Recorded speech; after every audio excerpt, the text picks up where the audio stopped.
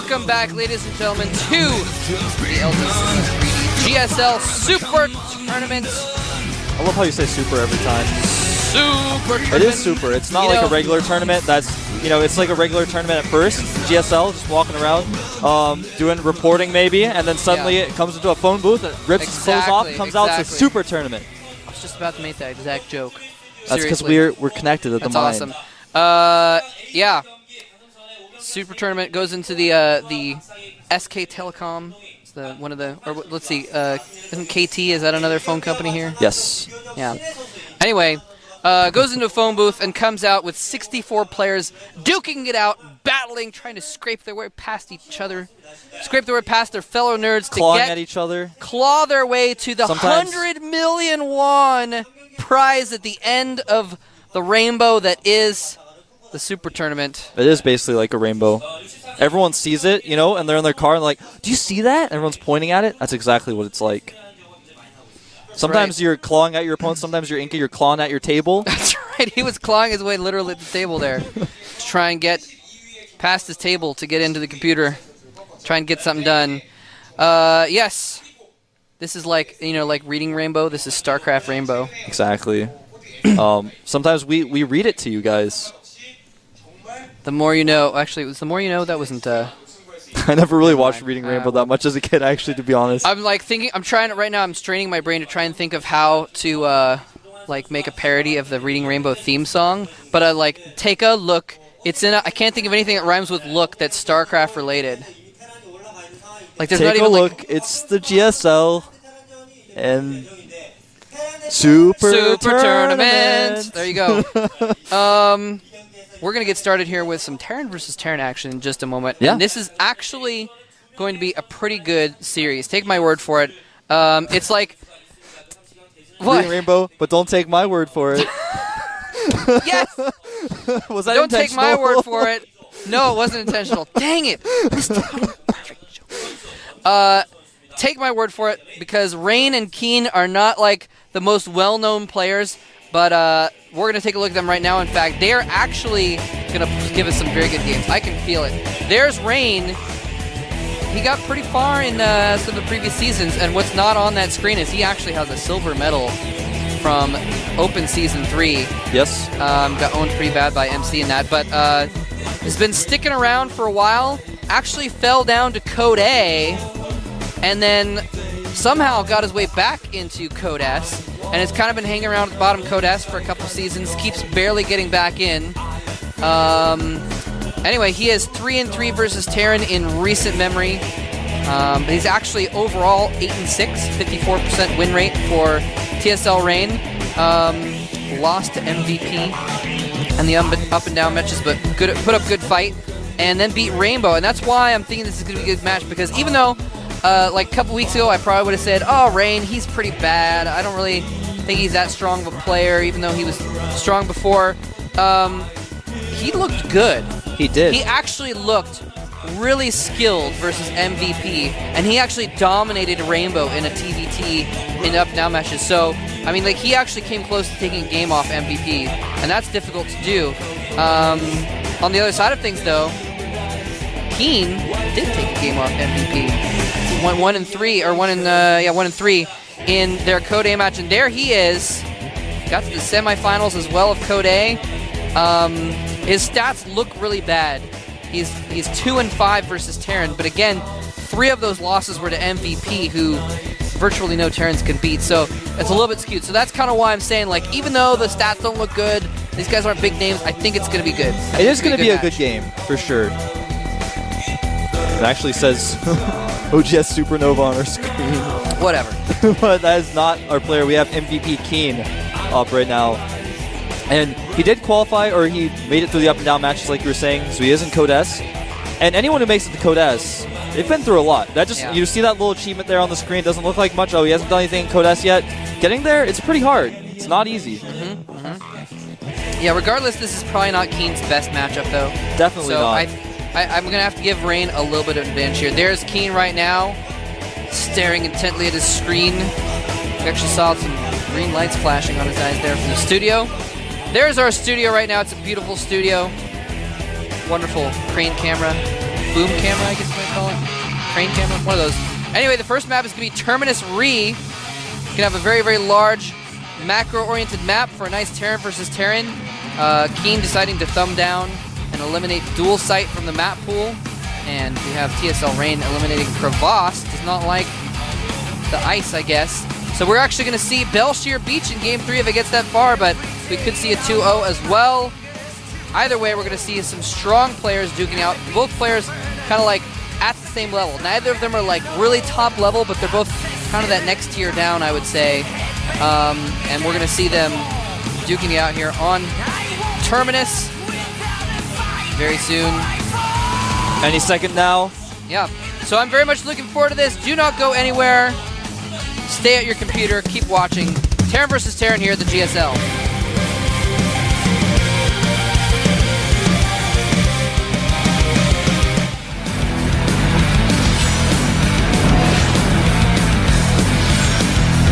TSL Rain versus MVP King.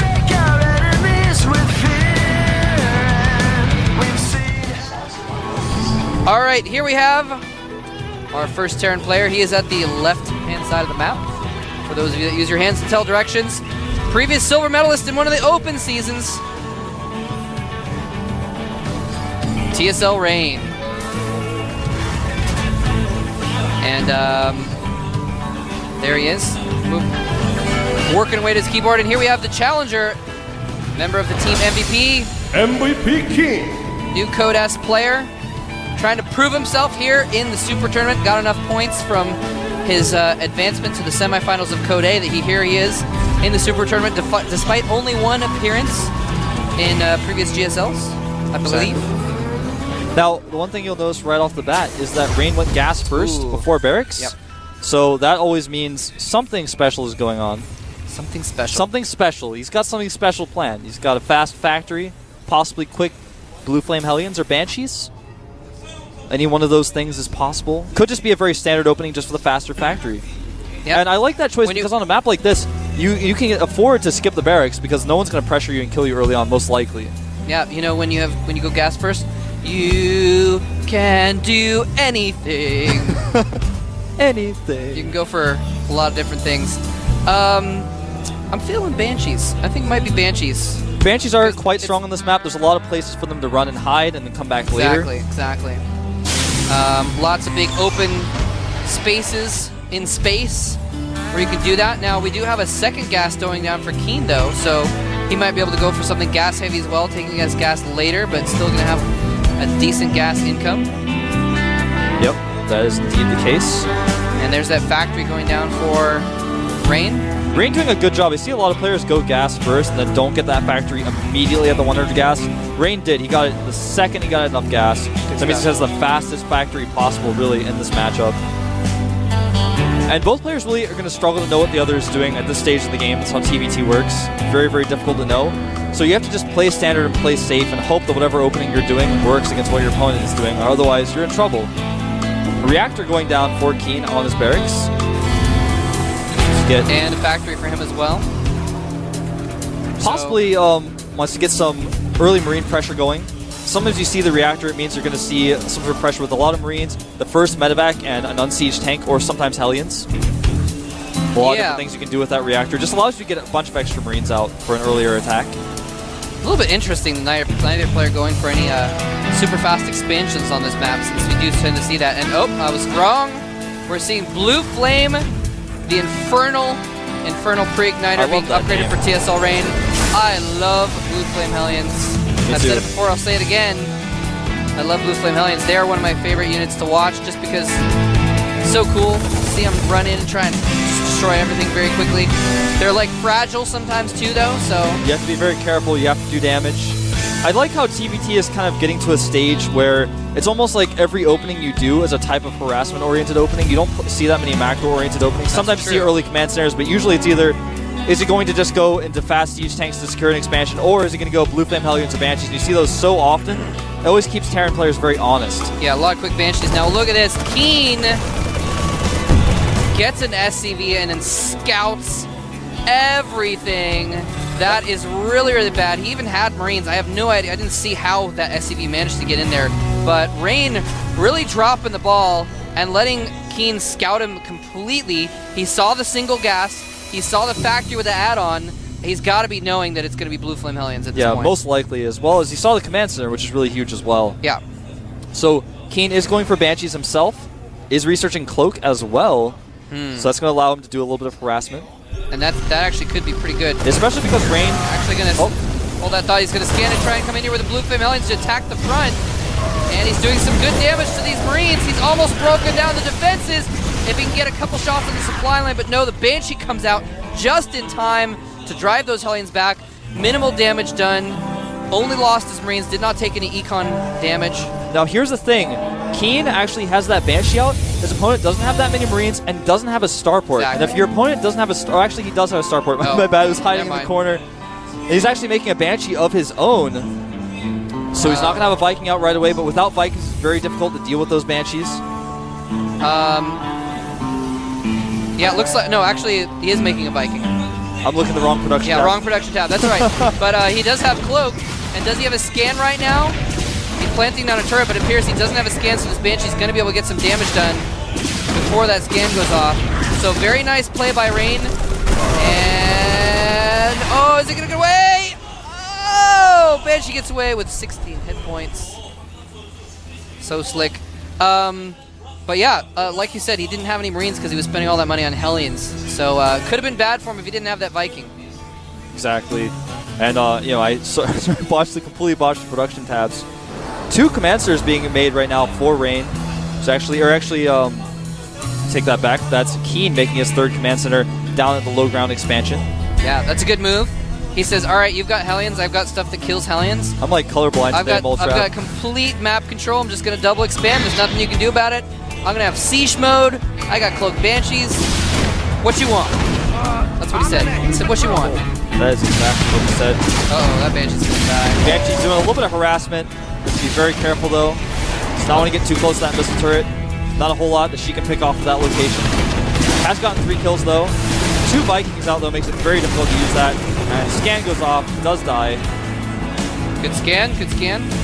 But with that fast 3rd command center coming up for Keen, if we don't see some pressure from Rain, he's actually going to fall behind because he hasn't even put his command center as natural yet. Wow. Yeah, whereas Keen has already landed that. He's just main-ordered drones. I'm sorry, SCVs down to the expansion. Look at that. He's so safe. He's got the bunker. He's got 2 siege tanks. He's got siege mode. And Rain isn't even thinking about pressuring right now because he's lost a bunch of stuff. And he's got 2 Vikings, which aren't really good for harassment in general. Because he's had to spend the money on Vikings because of the Banshees. So Keen taking a really big lead here.